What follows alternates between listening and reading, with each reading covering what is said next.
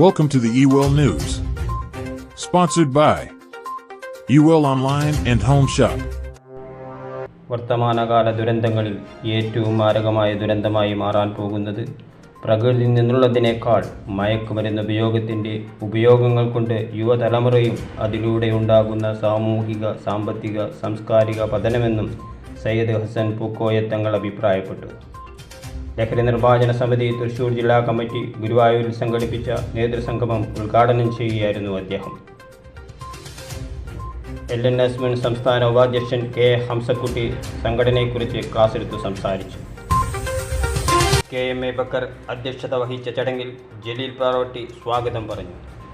സംസ്ഥാന നേതാവ് കുഞ്ഞിക്കോമു മാസ്റ്റർ മുഖ്യപ്രഭാഷണം നടത്തി. അമ്മു ഹാജി, മുസ്തഫ കേച്ചേരി, ഇസ്മയിൽ മാളിയേക്കൽ എന്നിവർ പ്രസംഗിച്ചു. മുഹമ്മദ് അലി ഷിഹാസ് നന്ദി രേഖപ്പെടുത്തി.